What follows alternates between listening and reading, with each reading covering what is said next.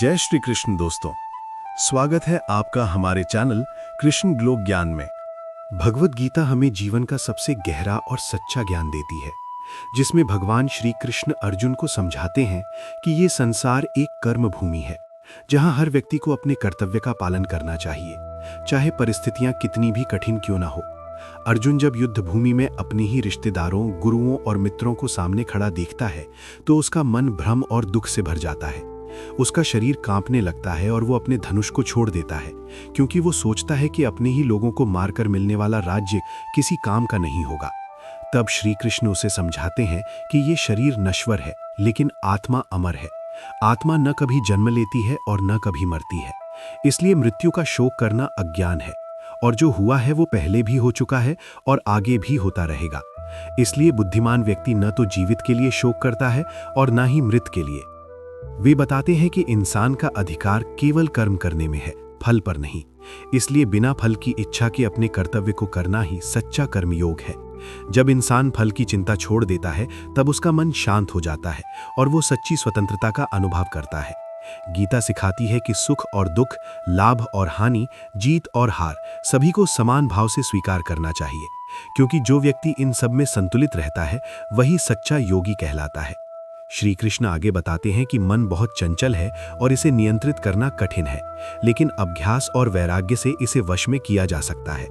जब मन नियंत्रित हो जाता है तब इंसान अपने असली स्वरूप यानी आत्मा को पहचान पाता है, और वही सच्चा ज्ञान है। गीता में ज्ञान योग के माध्यम से ये बताया गया है कि ये संसार माया है और जो कुछ भी हम देखते हैं वो अस्थायी है।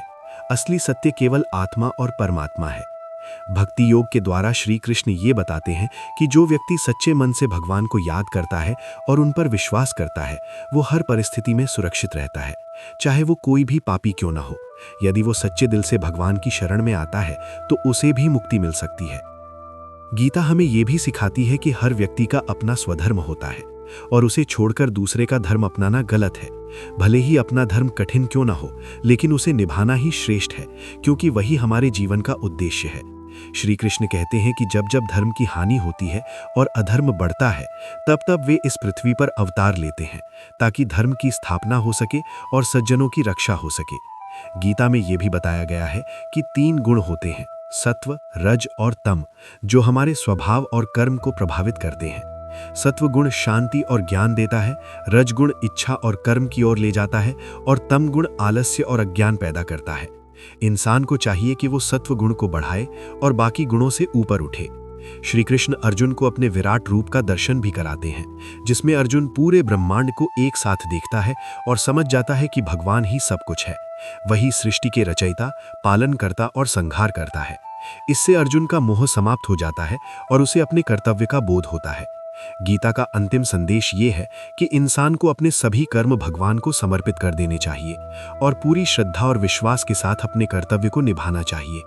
जब इंसान अहंकार, मोह और लोभ को छोड़ देता है, तब वो सच्ची शांति और मुक्ति प्राप्त करता है और जीवन के हर संघर्ष में जीत हासिल करता है। यही भगवत गीता का सार है कि अपने कर्तव्य को ईमानदारी से करो, मन को नियंत्रित रखो, भगवान पर विश्वास रखो और हर परिस्थिति में संतुलित रहो।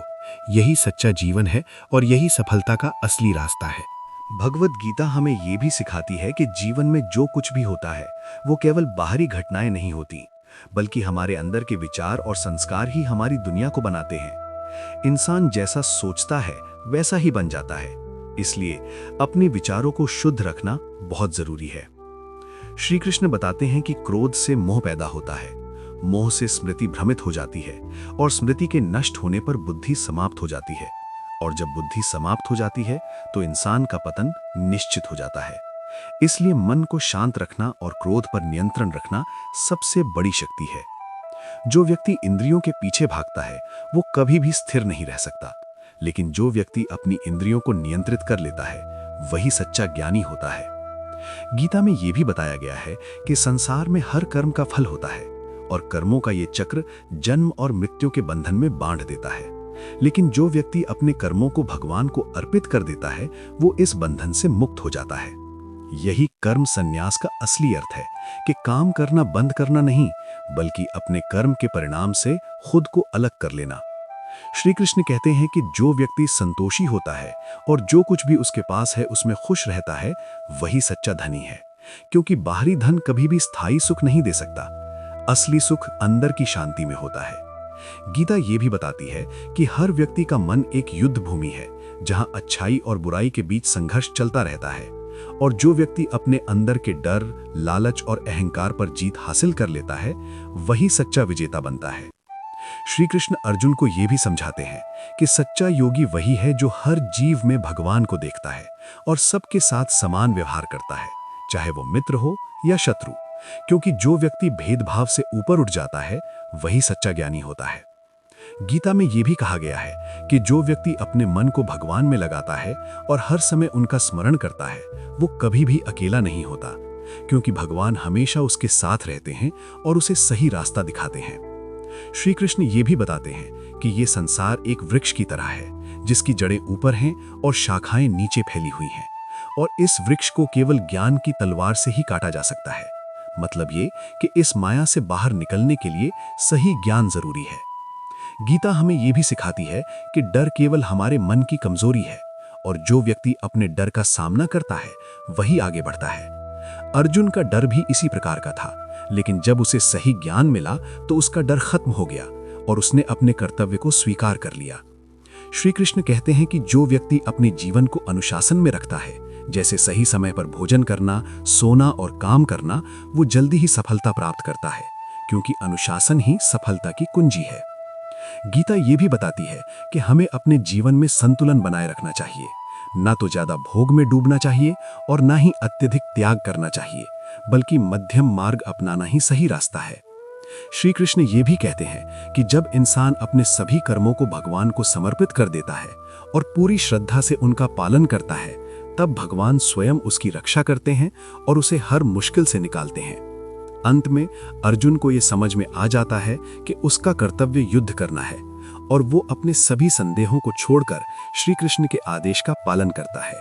और यही गीता का सबसे बड़ा संदेश है कि जब तक इंसान अपने अंदर के भ्रम और डर को नहीं छोड़ता, तब तक वो अपने जीवन का सही निर्णय नहीं ले सकता।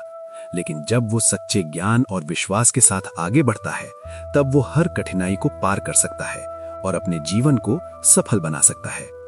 यही भगवत गीता का गहरा और अमर संदेश है, जो हर युग में हर इंसान के लिए उतना ही सत्य है जितना अर्जुन के समय था। और जो इसे समझ लेता है, उसका जीवन पूरी तरह बदल जाता है। भगवत गीता ये भी सिखाती है कि इंसान का सबसे बड़ा दुश्मन कोई बाहर नहीं, बल्कि उसका अपना मन ही होता है।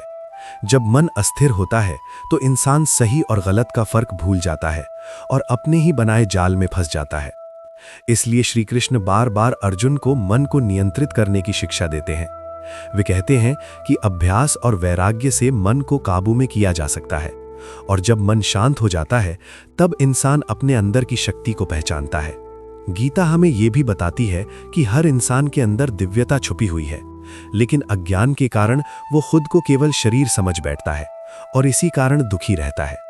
जब इंसान ये समझ लेता है कि वो केवल शरीर नहीं बल्कि आत्मा है जो कभी नष्ट नहीं होती, तब उसके सारे डर समाप्त हो जाते हैं।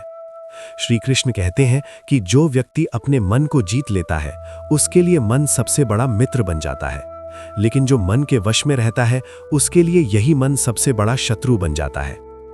गीता में यह भी बताया गया है कि इंसान को अपने कर्म करते समय अहंकार नहीं करना चाहिए, क्योंकि जो कुछ भी हो रहा है वो प्रकृति के गुणों के द्वारा हो रहा है। लेकिन अज्ञान के कारण इंसान खुद को कर्ता मान लेता है और यही उसके दुख का कारण बनता है। जब इंसान ये समझ लेता है कि वो केवल एक माध्यम है और असली कर्ता परमात्मा है, तब वो अपने अहंकार से मुक्त हो जाता है और शांति प्राप्त करता है। गीता हमें यह भी सिखाती है कि सच्ची भक्ति केवल पूजा पाठ तक सीमित नहीं होती, बल्कि हर कर्म में भगवान को महसूस करना ही सच्ची भक्ति है। जो व्यक्ति अपने काम को ईमानदारी से करता है और उसे भगवान को समर्पित कर देता है, वही सच्चा भक्त होता है। श्री कृष्ण कहते हैं कि जो व्यक्ति प्रेम और श्रद्धा के साथ एक पत्ता, एक फूल, एक फल या थोड़ा सा जल भी अर्पित करता है, मैं उसे स्वीकार करता हूं। इसका मतलब यह है कि भगवान को दिखावा नहीं बल्कि सच्चा भाव चाहिए। गीता ये भी बताती है कि इंसान को अपने जीवन में दूसरों की भलाई के लिए काम करना चाहिए, क्योंकि जो व्यक्ति केवल अपने लिए जीता है वो कभी भी सच्चा सुख नहीं पा सकता, लेकिन जो दूसरों की सेवा करता है उसे भीतर से संतोष और आनंद मिलता है। श्री कृष्ण अर्जुन को ये भी समझाते हैं कि जब इंसान अपने जीवन के हर कार्य को योग बना लेता है, यानी हर काम को पूरी लगन और ईमानदारी से करता है, तो वही कर्म योग बन जाता है और यही जीवन जीने का सबसे श्रेष्ठ तरीका है। गीता में यह भी कहा गया है कि जो व्यक्ति किसी से द्वेष नहीं करता, जो सबके प्रति दयालु होता है, जो अहंकार और स्वार्थ से दूर रहता है, वही भगवान को प्रिय होता है, क्योंकि सच्ची महानता दूसरों को दबाने में नहीं बल्कि सबको साथ लेकर चलने में होती है। श्री कृष्ण ये भी कहते हैं कि जब इंसान पूरी तरह से भगवान की शरण में आ जाता है और अपने सारे डर और चिंताओं को उन्हें सौंप देता है, तब वो हर बंधन से मुक्त हो जाता है और उसे जीवन में सच्ची स्वतंत्रता मिलती है। गीता का ये संदेश बहुत गहरा है कि इंसान को अपने जीवन में संतुलन और समर्पण दोनों को अपनाना चाहिए, क्योंकि केवल प्रयास करना ही काफी नहीं है, बल्कि उस प्रयास को सही दिशा में लगाना भी जरूरी है। और जब ये दोनों मिल जाते हैं तब सफलता निश्चित हो जाती है। अंत में श्री कृष्ण अर्जुन से कहते हैं कि अब मैंने तुम्हें ये ज्ञान दे दिया है, अब तुम जो सही समझो वही करो।